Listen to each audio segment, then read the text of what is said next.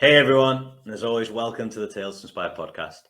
I'm your host, Krish Patel, and today we've got an incredible person to share their tale, as always. Before we begin, I want to remind you that we've got so much going on. We've got our Tales to Inspire live event, which is online, followed by 3 incredible workshops from some of our Tales to Inspire ambassadors, with our Tales to Inspire live event in person coming 4 weeks later in our Month to Inspire. We've also got our book, which you can get hold of on our website or Amazon. And there's so much more that we can do for you, either in your workplaces or for your children in their schools. It's so much going on at the moment, and I can't wait for you to be involved. Now, today we have a really special guest, Andre Norman. Now, Andre is from the US. He was part of gang violence and so much that racial abuse as a child, and he was part of the prison system and actually given a 100-year sentence, where he was basically told that he would not be leaving prison for the crimes that he'd committed. Now, Andre was in a bad place and he shared so much. He actually transformed his life to what he's doing today, which is absolutely incredible. I hope you take so much out of this. There is some language that's not suitable for kids during this, so do just watch out. But I hope you enjoy this, and I can't wait for you to hear. Andre Norman, welcome to the Tales to Inspire podcast, mate. It's my pleasure to be here, man. Thank you for the invitation. Of course, man. Of course. Andre, this is going to be so cool. It's going to be, I used to live in America for 6 years, and just speaking to you is making me feel better, just hearing your accent. Come on back. I want to. I lived in the deep south. Whereabouts in the US are you from? I'm from Boston, Massachusetts. All right. So I lived in Montgomery, Alabama. Sorry to hear that. That's what most people say. But so, mate, I'm so excited. Do you want to introduce yourself, who you are, where you're from, and we'll just go from there, mate? My name is Andre Norman. I'm from Boston, Massachusetts, and what I do for a living is strategic planning and leadership development. So, Andre, where does it all begin? Where does it begin? Your family background, brothers, sisters, what were your dreams as a kid? Let's go from the very beginning. Well, my mom married a high school sweetheart, and she had 2 kids, my oldest sisters. Then he went to prison for robbing banks. Then she met my dad, a local hustler, and she had 4 more kids, of which I'm one of those. So she had 6 kids in 7 years. I'm number 5, and life was cool. 6 kids, a lot of kids to play with, but my mom and dad used to fight a lot. So I watched mom and dad fight a lot, and my dad's a lot bigger than my mom, so she never won. And you learn that this is just how life is, because I didn't understand it wasn't like this in other people's houses. And I just went through it. Then we got old enough to go to school, so we started going to school. We got away from all the drama in the house. School was the greatest. I mean, it was like building full of kids, and all you could do was play. And I used to play. I swear to God, if I didn't lose something like a jacket, a shoe, or a sock, I didn't have a good day. If I didn't come home missing clothes, my mother said, you didn't have a good day. I'd come home wearing other people's clothes. I didn't care. And she'd be like, you had a good day? I'm like, Mom, it was a great day. She's like, where's your shirt at? I don't know, but it was a great day. And that's how life was. I couldn't wait to go to school. I'd get up, go to school, because I had 5 brothers and sisters, but there was just so many kids in the school. And one day we're coming home from school, and the kids lined up and they started throwing rocks at our bus. And they started calling us niggers and spare chuckers, and and I'm like, I'm on the floor. I'm on the 1st grade. I don't know what's going on. So we get home, the bus driver speeds off. We get to the house. I go in the house, I asked my dad, I said, Dad, who are white people? Because I never met white people before. I said, why are they throwing rocks at me? Nobody's ever thrown rocks at me before. And I said, and what are these names? Nobody's ever called me these names before. And I looked at my dad, and he looked at me, and he walked away. He just walked off and left me. What I didn't find out until I was older is my dad grew up in the South too. And when he was a kid, white kids threw rocks and names at him. And when he got home to my grandfather, his dad, he asked the same questions I asked him. My grandfather said, that's just the way it is, son. Run faster. So I'm going to ask you people who are watching this. What would you say if your son came home and said, Dad, what do these names mean? Dad, why are people throwing rocks at me? What did I do? What's going on? Explain the world to me, Father. What would you say to your kid? You watch it on TV, but when your kid walks in the house and says, Dad, why are people calling me a nigga? And what does it mean? What do you tell him? That's the situation my father was in. What would you? He didn't handle it well. He left me to process it. And what would you wish he would have said? At the time, I don't know, because it's not what I wish he would have said. It's what he needed to say. And what he needed to say was that, Andre, what they're doing is wrong, and it's not your fault. Because as a little kid, you blame yourself. And then I blame myself, because who else can I blame? I don't know anybody else. Can't blame my brothers and sisters that are older than me. So it's kind of like my fault. Everything's my fault. Then one day the rock stopped for my mom. One day the beating stopped, and he moved away. So now you got a single mom, 6 kids living in the city. And I'm trying to figure out, okay, now what do? I learned 3 lessons. 3 lessons as a young kid. The first, it's okay to hit people. If my mom can hit people, my mom can be hit, anybody can. Second, I better protect myself, because when those kids threw rocks and names at me, nobody came to help. And third, I can quit anytime I want, because when my dad walked out and he quit on us, then why can't I quit? And that was the premise I saw the world at an 8-year-old. Wow. And that's honestly, mate, that's so powerful, because I suffered racist abuse on my journey to be a professional soccer player here in the UK. I got abused racially from the age of 4, 5 years old. I didn't tell anybody until 4 years ago, until I was 26. Because I thought, you know what, I'm just going to work harder. I'm just going to work harder. Don't have to tell them. I'm just going to work harder. But it's, I guess, 6 kids living there.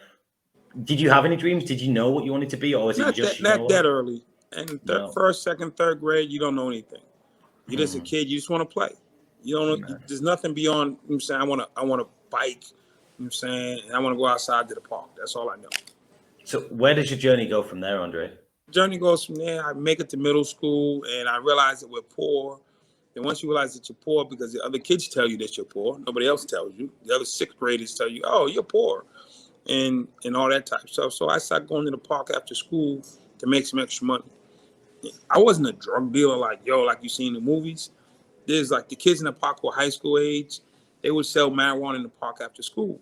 They would have us little kids, 6th graders. They would like have all their drugs in the apartment across the street. So they sell 20 bags. They say, "Dre, run." I run across the street. I grab a little package with 20 bags of weed. I bring it back. And I sit there. And they sell their 20 bags. "Dre, run." I run back across the street, get 20 more bags, bring it back. That's it. That was my job. And I make like $30 a day. But $30 to a 6th grader is a lot of money. I could buy clean socks. I could pay for my own lunch. You know what I'm saying, I could buy the knapsack that I needed, and I could be cool. And I wasn't, because I'm judged on what I have, not who I am. So you're starting to literally, you're being inducted into a gang, I guess, or from the outside. It turned, it's gang, call it that. But how many people on this podcast that are watching have been made to feel bad because they didn't have what other people have? How many people are watching social media or watching reality TV and wanting what they see on TV? You should not have what the Queen has. You should not have what Beyonce has. You should not have, I'm saying, what the next man has. You should have your own, and you have to learn to be comfortable with what you have and learn to level that up. But as a young kid, 6th grade, I wasn't hearing just be glad to be poor. No, no, I want better. Well, I was in a school in Wales just yesterday, actually, and the number one thing, 60 kids, they were 15, 16 years old. What do they want? It's in a deprived area of Wales. I want to be rich. Want to be rich. When you get rich, what are you going to do next? Like, and that they don't even, it's not even thinking about that. It's what you don't have is what they want. Exactly. So interesting that you talk about this, mate. Wow. So that put me on that road to negativity, even though I was a good kid and I wasn't a bad person, but I'm in a bad space. And I'll tell anybody watching, if you're on the wrong road, I don't care how fast or slow you walk, you're going to get to your destination. And I was on the wrong road. You can't be on 2 roads at the same time. Impossible. So I was technically on the wrong road now. And I'm walking really slow at the back end, but I'm on the wrong road. And I just got worse and worse. Then eventually I got to high school and I used to be a musician. And my friends told me playing the trumpet was stupid. Black kids don't play the trumpet. You need to play basketball. You need to come hang out with us, man. Why you with them nerd kids? And I gave up my trumpet because my friends talked me out of it. And what I didn't understand, trumpet is something that I loved. And when they talked me out of it and I gave it up, I'll tell you, many people who listen to this podcast have grown up poor and they've made it. Many people who listen to this podcast have grew up without a dad or a mom and they made it. Nobody listening to this podcast has grown up without a dream and made it. I don't care where you're from and what you look like. And when I gave up my trumpet, I gave up my dream. I had no purpose. So I just existed. So how many people are just existing? And I became one of the existing people. How do you find a reason to exist then? Why do you wake up? You don't govern. See, your higher power, God, Allah, governs you waking up. That's not up to you. You waking up is not your call. You being born is not your call. The personality that's inside of you is not your call. That's bigger than you. So I'm going to wake up because God wants me to wake up. Now, ideally, he wants me to become purposeful and deliver something to the earth that makes the place better. But because I'm stuck in this vice of stuff and relationships and poverty and mindset, that I can't see what my purpose is. So where does your journey go from there, mate? Journey goes to the street full time until I find myself in court one day and the judge started reading off sentences. 7 to 10 years for armed robbery. 9 to 10 years armed assault with a shotgun. 9 to 10 years armed assault with a shotgun. 10 years robbery. 10 years armed assault. 15 to 20 years armed carjacking. 15 to 20 years armed home invasion. 5 years for a gun. They put me at 18 years old in the van, drove me to prison, and dropped me off. And had you done all of those things? Oh yeah, I did every last one. Wow. And when that happened, how do you feel when the judge is saying those things? Are you just accepting it? Are you furious? You know something? I've worked my way to this point. Most people who are in crisis, most people who are in trauma, is very rarely a one-time event. It's generally you work yourself into the space, especially prison. I got arrested multiple times. Most drug addicts don't OD the first time. Most cheaters, most girlfriends don't walk out on their boyfriend when he cheats the first time. So you work hard to get to this position. You got a boyfriend that's treating you really, really, really bad. It's probably been a while coming. It wasn't like the first time he hit you or the first time he cheated or the first time he yelled, you walked out. You thought it'd get better. Until one day you wake up and you're just in this horrible situation. The job from hell. You thought it was going to be a great job. You celebrated when you got the job. And then you show up every day and it sucks. So all of those sentences you just talked, you're talking 50, 60, 100 years. 100 years of sentences, right? Okay. My math's not too great, but 100 years of sentences. But you're not in prison now. So 100 years, how does going to jail, being in prison, can you talk to us a little bit about what that was like? Jail is not a place for criminals. It's for people who committed crimes, yes, but it's not for criminals. Jail is a place where we put our quitters in America. People who quit on sports, people who quit on band, people who quit on work, people who quit on church, people who quit on higher power, people who quit go to jail. That is a prerequisite to go to jail, that you are a quitter. Because you heard it said everybody in jail has all these skills. If they did something else, they could have done something else. They didn't do it, but they could have. What I'm doing now, I had the skill set when I was 18. I just said and apply myself. I quit on myself. I quit on my talent. And quitters generally go to jail, or they end up in bars, or dope houses, or failed marriages. Who is that on? Is that on you because of the trauma is there a fault to someone, or is that more just the fact of the situation? In the beginning, as a child, I didn't have a choice. As a young adult, I was in a groove in a way that I was taught by my parents and by the people around me. When I became old enough, I would love to tell you. You know something? I grew up in the hood of America and nobody helped me. Life sucked and I had to do what I had to do. No. I can tell you too many teachers who reached out to me. I can tell you too many counselors who reached out to me. I can tell you my probation officer who tried to help me. The judge tried to help me. I just wasn't ready. Countless people along my spectrum and walk to the penitentiary try to deter me. I wasn't listening and I wasn't ready. I knew better, or I knew a better way, and I knew more, of which I didn't. And pride and ego and the ability not to listen, and the steadfastness to quitting on positivity. Because when you listen to people, you have to now do better. I wasn't ready to do better. So I made excuses for doing wrong. Yeah, man, that makes sense. And that makes so much sense. So you're in prison and all this is happening and you're in jail. What happens next? Jail is just a place where people go to suffer in silence. I mean, I don't have any jail war stories for you because it's not about that. The thing I learned in jail is that jail sucks. It's miserable. It's hell on earth. And it's a place that most people shouldn't be for long periods of time. I'm saying, because it can break your spirit, it can break your family, it breaks community, it just breaks stuff. That's what cement and bars do. They break things when you smash into them. But we have humans smashing into these bricks, into these bars. It's humans, and they break. And I've watched countless people go to jail and break. Their spirits give, their soul gives, their purpose even more gives, and they just quit on life completely. Is jail then, and this is something that I've been talking to a lot of people about here, is it a rehab center or is it a punishment center? And which way jail should it in be? America is punishment. Just Penitentiary punishment. That's what it's designed for. It's designed to punish. And in this country, it's designed to punish as well as mitigate. So the math, okay, I just do math for you. There are 350 million people roughly who live in America. 12% of those folks are black. Of that 12%, we'll just say 50% of women. That means there's 66% of the US population is black men.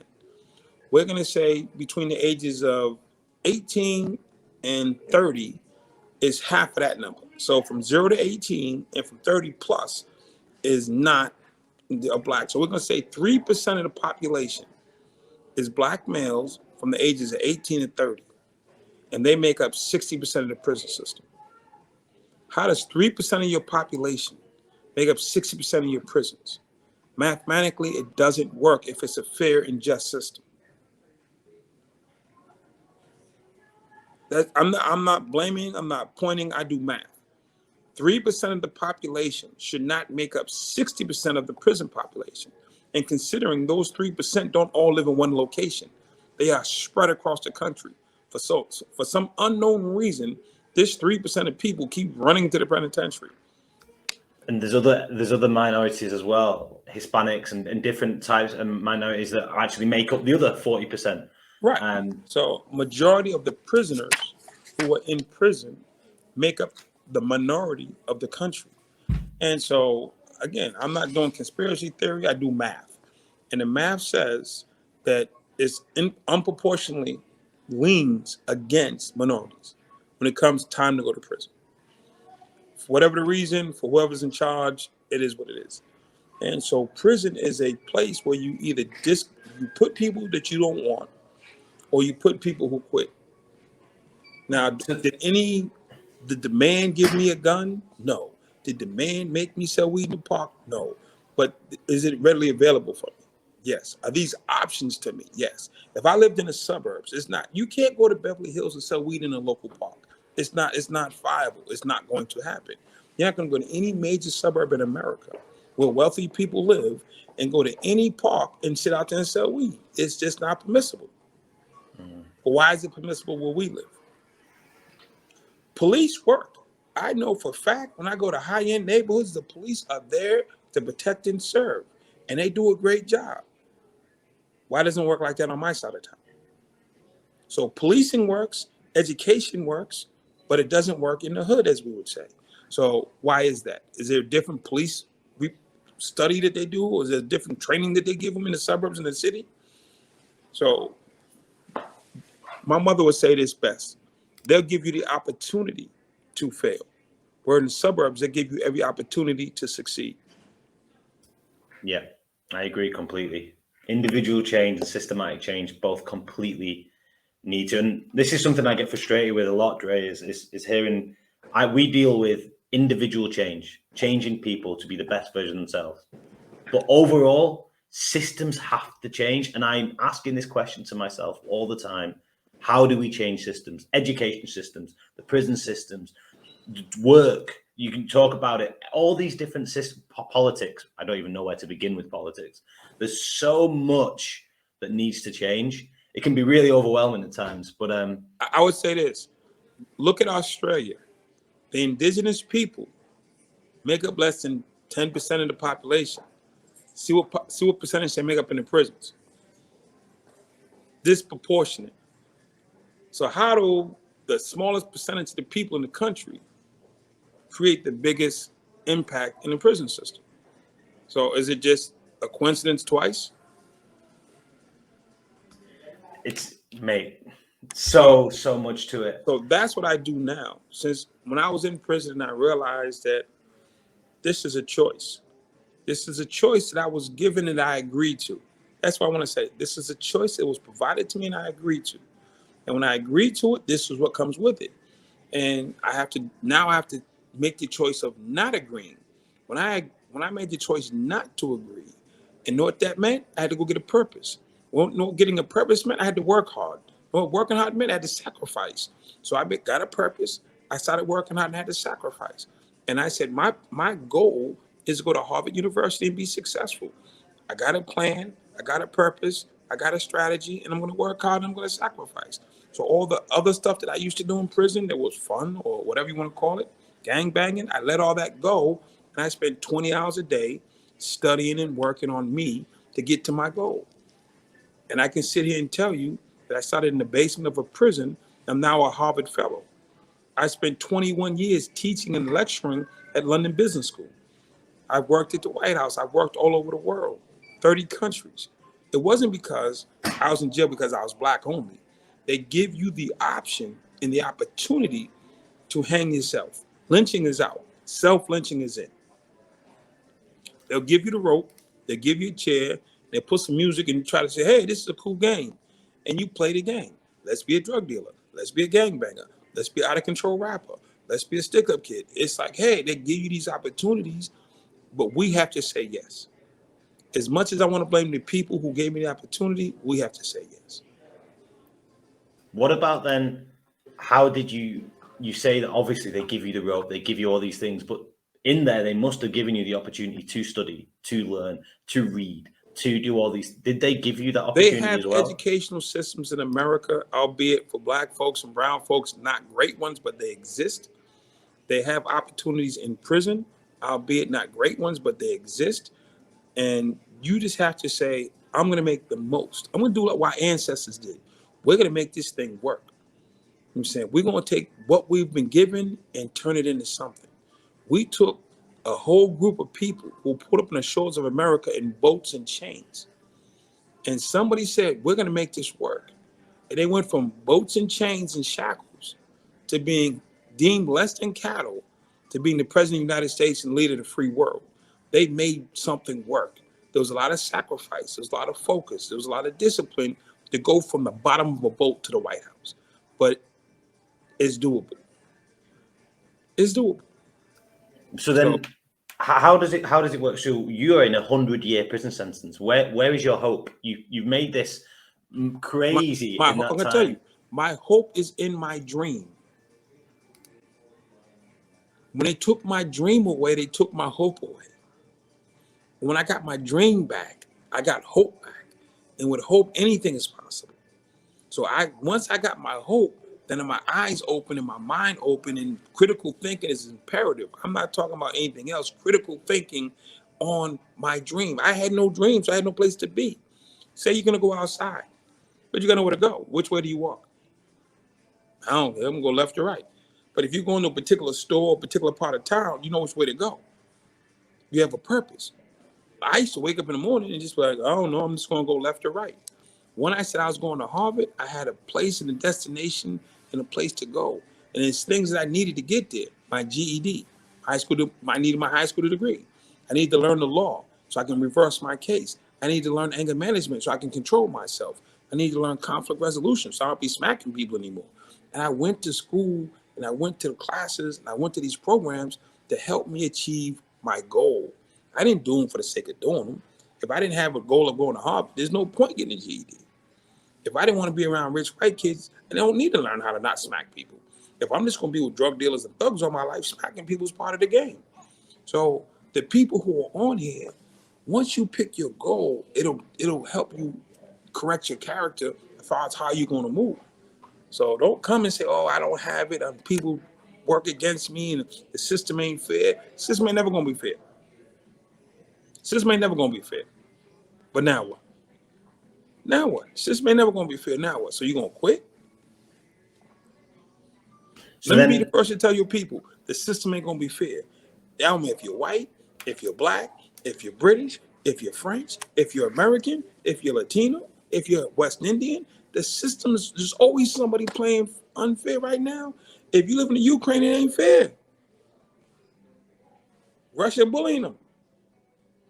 I don't know what started the beef. It ain't fair if you're in Ukraine right now. It just ain't fair. It ain't fair to be Asian or Chinese because the whole world's blaming them for the pandemic. 1.6 million people didn't get down with that. I don't know if it can. It started there. I was living in Liberia when Ebola started. It ain't fair. Globally, life is not fair. But we just can't quit. Can't quit, can't make excuses. When we quit and make excuses, we find ourselves in our own prison. So I'm going to ask your people, what prison are you in? I'm not in the penitentiary, but what prison are you in? You got a bottle wrapped around your hand? You got a job that you hate? You in a relationship that you can't stand? How about this prison? You got out of control kids. That's a hell of prison. Out of control kids will drive you off a cliff. I don't care how much money you got or don't have. Let one of your kids be hooked on drugs. That's prison. Yeah, I can imagine, man. What prison are your people in? It's not about, oh, Dre was in the penitentiary. I was in that TV shit. People are sitting home right now crying and stressed out that their daughter and son is hooked on meth, hooked on crack. That's prison. You all day long, you're stressing about the welfare of your child. That's a prison. You can't go live your life because you're scared the phone won't ring. You can't leave the kid at home alone because you're scared he's going to do something to himself, burn the house down. You're in prison. Absolutely, man. So I help people recognize their prison, recognize their inner strength, then fix it. Wow. And you do that in academic scenarios. You do that in Harvard, or do you do it personally in schools or with? I go to companies. I go to families. If your company wanted to create impact in a certain area, I'll help you. If you as a mom or dad want to create impact in your child, I'll help you. If you're a university and you want to teach your students how to be more range and more impactful, I'll teach you. If you're a nonprofit or NGO and you're trying to figure it out, I'll show you. They have this thing called evidence-based. Evidence-based, to me, I'm not going to say anything bad about it. I just don't subscribe to it. Because evidence-based means something that worked in North Liverpool should work in South London because it tested it in North Liverpool. It's a different, it doesn't work like that. I like experience-based. Bring me an experience-based person, someone who's lived through what I'm going through. Don't bring me someone who read some reports, who did a study on 3 people or 10 people in the neighborhood. Bring me somebody with an experience. Because in my life, I don't go to any doctor that's evidence-based. I go to doctor that has experience. I don't hire anybody to do anything for me that's evidence-based. I hire people with experience. So why are we doing evidence-based with helping people, but we don't do evidence-based when we need to find a dentist or a heart surgeon? Do you want a rookie heart surgeon or a veteran heart surgeon? Want a veteran heart surgeon, right? We want evidence-based. But in the space of helping poor people, they shifted the thing and called it evidence. We want experience-based. They shifted it and called it evidence-based. So people who have no business governing what's being the fix are involved. You want to get out of depression? I spent 2.5 years locked in a cage in a basement with no light. I can talk to you about depression. Or do you want somebody who's done a study at a local school? It has a bunch of graphs. I'm saying you do this life. If I want to learn about podcasts, I'm calling you. You do this. You Yeah. know the difference between StreamYard and all the rest of it, and all the mechanics versus somebody who wrote a report about it. They sent their intern out to get some stats. Real life people, real life outcomes, as When opposed it to comes to poor books. people, there's always a catch. And the newest catch is evidence-based Wow. because it allows people with no experience to be involved in fixing the problem that they can't fix. And that's where stats and facts, and I find that facts don't equal truth. I would always rather go for truth over facts because I can change a statistic like that. Logic works. Exactly. Numbers can be manipulated. So where do you find yourself now, mate? Where do you find yourself now? Where are you at? Where's your life? What's your purpose now? And where do you find things going? My biggest thing now is threefold. One, helping companies create impact around the world because I believe entrepreneurs are the key to the success. We're a capitalist world. We're a capitalist world and capitalists rule. We know all the big names, McDonald's, Apple, Exxon, we know them all. They rule the world. If we pay them, you know what I'm saying? No singer, rapper, dancer, athlete rules the world. Corporations rule the world. And they want to make an impact, they can. So I help these companies figure out how they can logistically make impact, not just make an appearance. Secondly, I help families who have loved ones who are struggling. How do you help mom or dad or sister or brother get their loved one correct? So we do seminars and trainings for that. And third, and I would say dearest to my heart, but not most important, is we help people in prison. And right now, there's a program that I work with. It's called Securus. They have tablets like my iPad, but it's encased. So they have tablets that they give to prisoners. So I collect content and I send it into the prisoners because if you can believe this or not, prisoners get the worst information going. You think inner city schools get bad stuff, prisons get even worse. So I'm bringing the best writers, the best theory, the best practicals, the best trainers, the best methodologies, books, trainings, and I'm bringing them to prison. So if anybody has any real phenomenal information through the tablet, I can get it to 700,000 people with a click of a button. Wow. That is incredible. What a purpose, man. Like, you must be, man, I want to do something. Tell me what to do. I want to be amazing. Honestly, I interviewed a guy called David Hayes here in England, and he was in the prison. He was in the prison system here. And he was told he was armed robbery and doing all sorts of things. And now he works in the prison system here. And he says it's so similar to everything that you've just said. He shared his story, and it's so similar. Man, there's so many similarities because it's power. We tell you people want to be amazing, give me a call. And I'll show them how to be amazing. Well, actually, I'm not amazing. What I do for a living is called the impossible. And for the record, I've done it multiple times. Man, yeah, amazing. Oh, impossible. They're doing the impossible. I love it. Well, so you're at where you're at now. How do people get hold of you? How do they find out more about what you do? How do they get in touch? The easiest thing, if they can go to my website, which is my name, AndreNorman.com. They can go to Instagram, which is my name, at Andre Norman. They can go to my LinkedIn. Guess what it is? My name. My Facebook is Andre Norman, I think 21. But just reach out. They can reach out to you. I'm saying you're the one that brought me to them. So they always go to the source. I'm saying they know you, reach out to you. You can reach out to me and make the connection for them. Oh, you can go to Amazon and get my book. I just happen to have a copy. Real talk. I gave this. It's not even my copy. The Ambassador of Hope.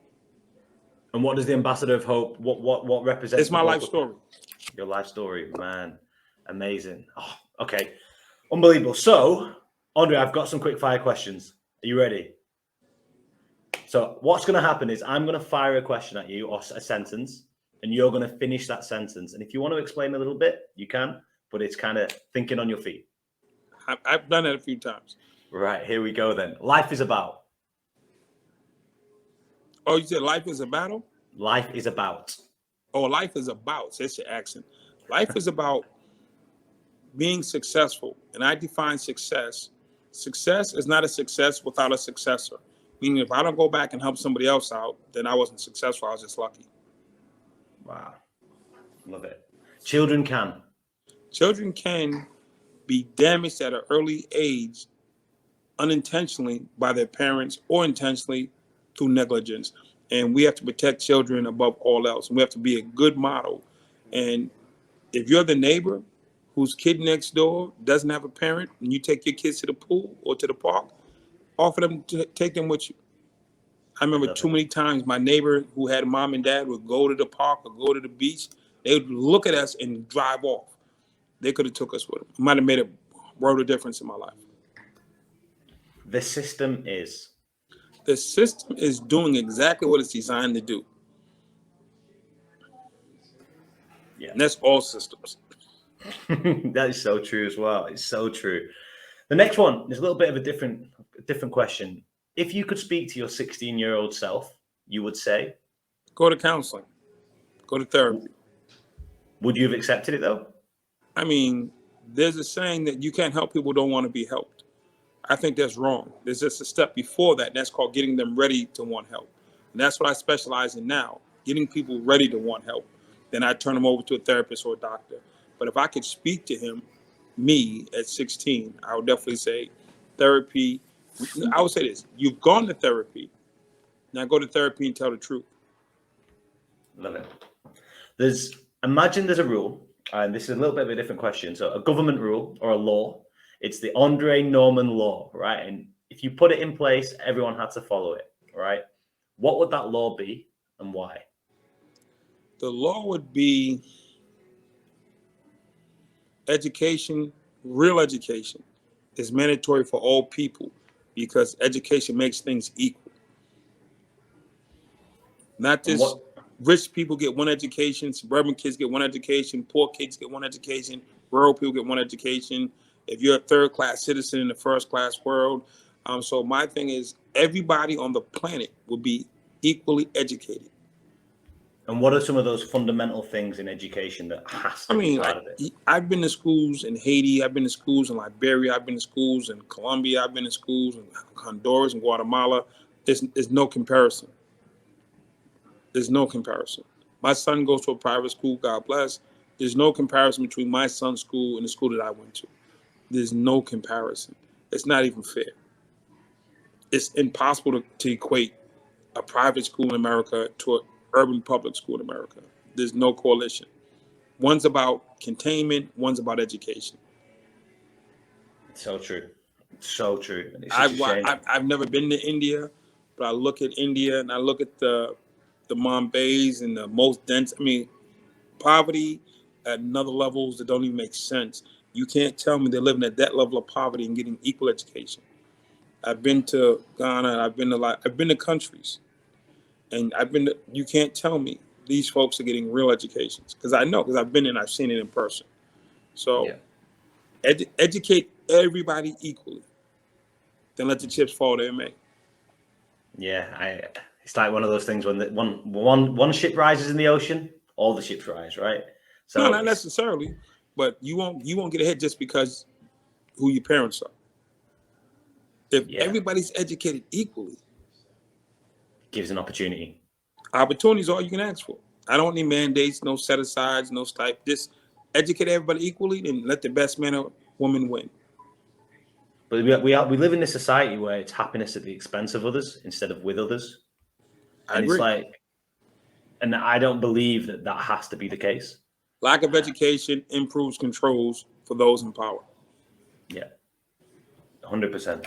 Wow, man, this has been incredible. So the last two questions, Andre, that I ask everyone, I know you're a busy man. So the last two questions that I ask every Tales to Inspire guest that we've shared stories of. First question, what is your definition of the word inspire? My definition of the word inspire is a man named Natan Schaefer. He is an Orthodox Jewish rabbi who used to work in the prison system in America, who I met. And he took the time, even though I wasn't Jewish or wasn't trying to become Jewish, to teach me respect, humility, gratitude, responsibility, and giving. He taught me how to be human. And in my definition of my life, Natan Schaefer is a definition of inspiration. Man, one person to change the direction. Wow, amazing. And my final question that I ask every Tales to Inspire guest, if you live the best life you want to live, mate, 100 years old or whatever age you want to get to, and you're looking back on your life, what is the main and most proud impact you want to have achieved during your lifetime? I mean, I'm going to bypass saying I want my son to have a phenomenal life, and I believe that he will. He's his own person now, so I'm no longer responsible for his happiness. But when I die, I'll have a tombstone. And on my tombstone, they're going to say three things. It's going to say honorable son, because I've been that to my parents above and beyond. I can tell you stories. It's going to say Harvard fellow, because I did that. It's going to say ended mass incarceration. Amazing. That's the three things I'm leaving. Andre, thank you so much. Honestly, this has been incredible, and you're such an inspiration. Thank you so much for listening to Andre's tale. How incredible and inspirational is he? He talks about so much, but one of the things that he really resonated with me when he said you can't be on two roads at the same time. You know, you're going down this one road and you're a quitter. Are you really quitting? He said prison is not full of bad people. It's full of quitters. It's full of people who've given up. Yes, their traumas and their difficulties may have been difficult. And we're not here to say, actually, you know, I'm definitely in a place of privilege. And I know that. And so many of us are in a place of privilege. And we've not lived these places and these lives. And the systems are completely built incorrectly, you know, to oppress those people. There's individual change, but how can we also make systematic change as well? You know, how can we be providers of hope? There's so many questions. I love them. The questions that Andre asked. He kept firing questions, and he's got so much to basically to show us that we can break through. We can all break through. The power of one, the Jewish rabbi who changed his life around. The power of one can do that for us. And we can also be that power of one for someone else. Anyway, I hope you're well.